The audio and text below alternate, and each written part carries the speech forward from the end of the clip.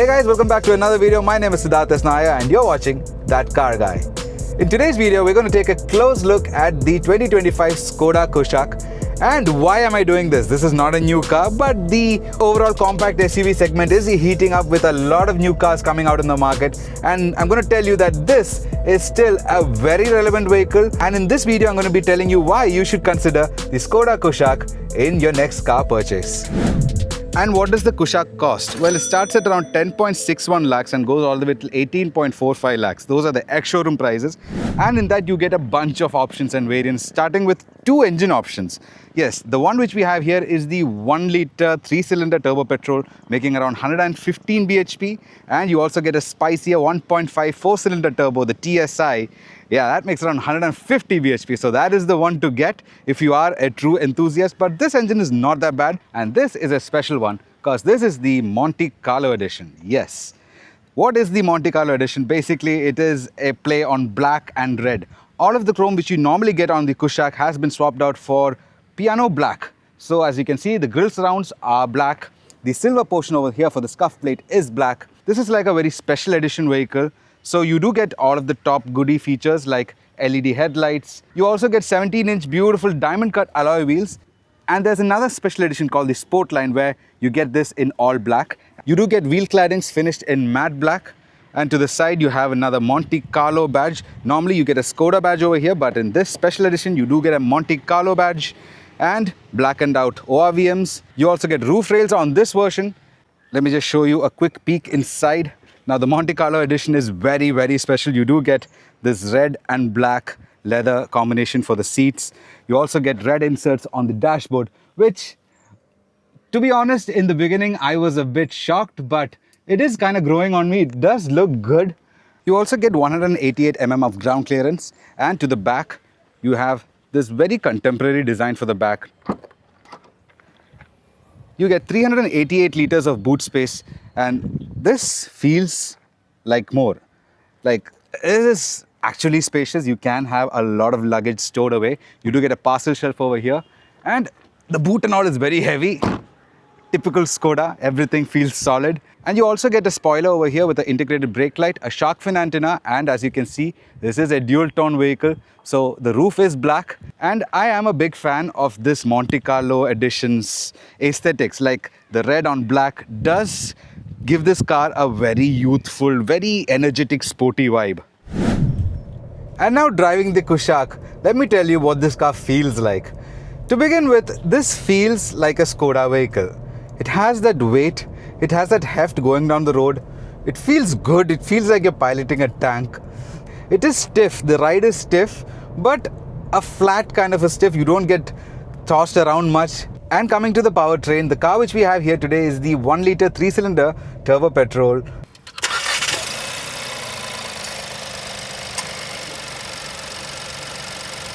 Making around 115 bhp. And now let's quickly check out the acceleration.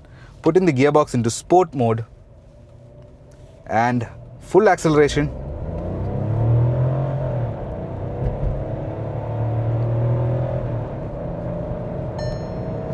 When you're violently accelerating, you feel that 3-cylinder thump, but like I said, the mid-range is there.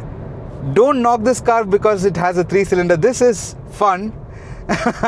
There is a good amount of punch. I'm not going to say explosive power, but for a 3-cylinder turbo petrol, that is pretty impressive. Let's do that again. Let's try using the paddle shifters and see how the paddle shifters are, how responsive they are. Now we're in manual mode, 4th gear. Let's pull.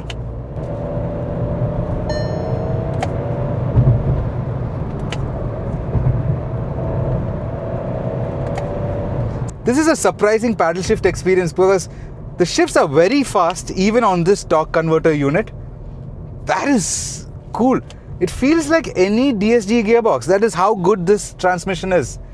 The shifts are very crisp, very clean, no drama. As soon as I pull the paddles, the gears are offered to me instantaneously.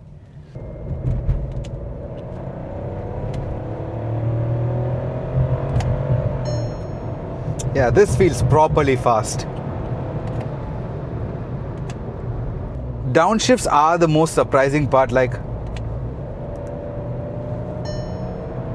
wow, 115 bhp. Not bad at all.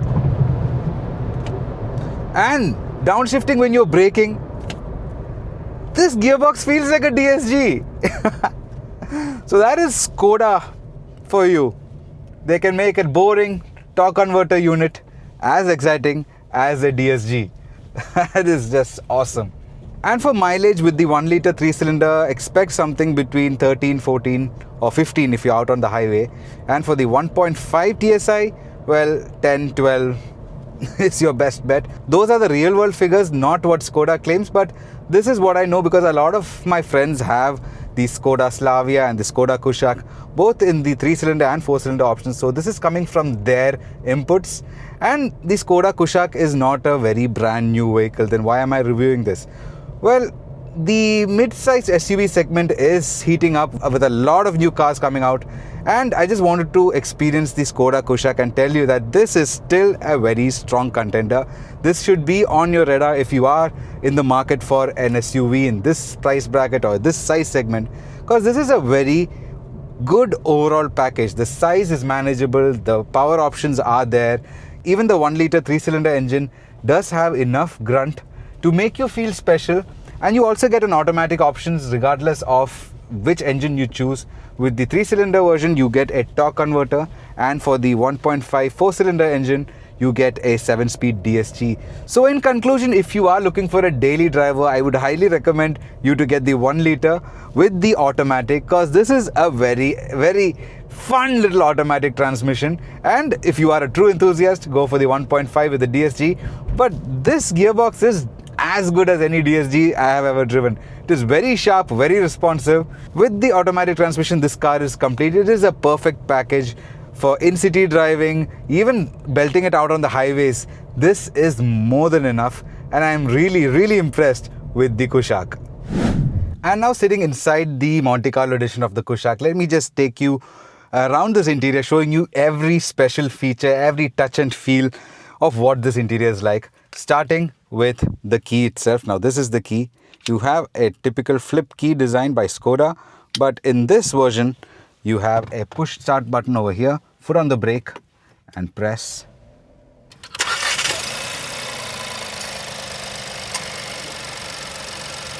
And she comes to life. And now let's start off with the interior dashboard design itself. In this Monte Carlo edition, you get this portion over here in the body color, which is red, and you can see the details over here. All of this is standard, like the 3D pattern over here, and the red continues over to the door cards as well. As you can see, for the surrounds, for the door pulls, the door pulls are in this solid chrome kind of a finish. Feels heavy, feels nice.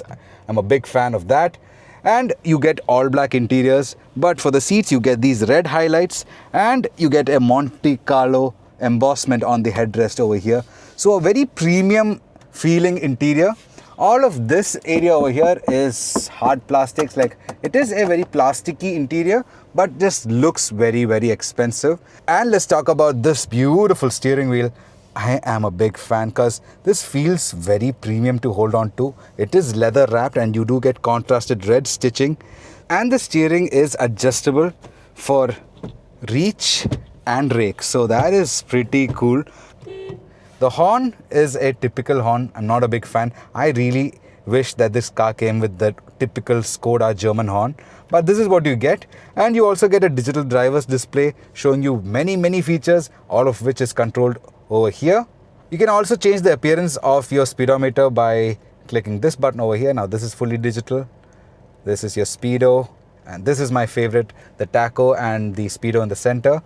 And these AC vents, again finished in gloss black with a chrome ring around it, and this chrome bar runs through the inside of the AC vent. So that is a very cool little feature. And now coming to the center touchscreen. Now this is a 10-inch touchscreen system. It has Bluetooth, it has your reversing camera over here. Let me just show you. And yeah, this is a big letdown because the overall quality of the camera is bad. The screen is high resolution, but the camera resolution is actually very bad. It does not even get adaptive lines. It is static rare parking lines. That is a big drawback, especially on a car which is this expensive. That is not acceptable. But overall, the screen, like I said, is very responsive. The blacks, everything is very nice. The contrast overall, as you can see, is very, very lovely. All of the animations are very smooth, and you do get Android Auto and Apple CarPlay with this system. So that is a very modern system. You have a set of buttons over here for your hazards, your locks, your ventilated seats, and your auto start stop. So like I said, this is like the full option version, the special edition Monte Carlo. So you do get ventilated seats, and you also get a sunroof over here, which is decent size. It's not like a pano sunroof, it is a decent size sunroof. But what I can see is like all of these are exposed, like the mechanism, the rails are exposed. I really wish Skoda would have just had some kind of a plastic panel just to hide that, because that is in my line of view when you look from here, and that is not very pleasing to the eye. And you get your climate control system, a single zone climate control system, and you have sliders over here for your temperature, and another slider here for your fan speed. And yeah, that is that. Over here you have cubby spaces for your phone, and there's a wireless charger. You have a 12-volt power socket, a gear selector. This is the automatic gear selector, and everything has that piano black flowing down. You do get a small chrome ring. So a very stylized interior. Skoda is not skimped out with the design or the aesthetics. As you can see, you have the red stitching over there for the door pads as well. So all of the major touch points, like you see the contrasted red stitching, you do feel good when you sit inside this car. It feels expensive, but they could have improved it a little more. And now in the back seat of the Kushaq, let me tell you, this is not a small car. It is wide enough. 2 people, super comfortable. In the middle row, maybe a child. You can fit 3 people in the back. It is wide, but 2 people in the back will be super comfortable. And just check out the amount of legroom I have. Now this is set all the way to the front, as you can see. This is set to my driving position, and there is enough of knee room. Like, there is no lack of knee room. And headroom, well, yeah. This is an overall very spacious cabin. You feel that air of space inside this car. Under thigh support is also pretty good. The seats are stiff. It's like a typical European experience where the seats are not very soft and cushy. It is stiff, but it is providing great support to my lower back, and overall the ergonomics of the seat is very, very nice. And you also get AC vents in the back over here. You get 2 USB-C charging ports over here as well, so you can charge your phones. You do get a magazine holder and a dedicated pocket for your phone. Those are very nice bits to have. You can see curtain airbags also all the way till here. And you also get that Monte Carlo embossment on the headrest in the back as well. And you also have a nice armrest over here, which is nice. Like, this is the setting. The armrest out, 1 person here, 1 person here. This is class, and there is enough space to even fold out your legs. And those were my impressions with the Skoda Kushaq. What did you think? Would you consider buying a Skoda Kushaq or something else? Or would you buy the 1 litre, or would you buy the 1.5 4-cylinder TSI? Do let me know what do you think by writing down in the comment sections below. Like this video, share this video with your friends and family. And if you're new here, do consider subscribing to my channel. It means a lot to me. So we'll catch you pretty soon with another video. Till then, drive safe, have fun, and God bless. Bye.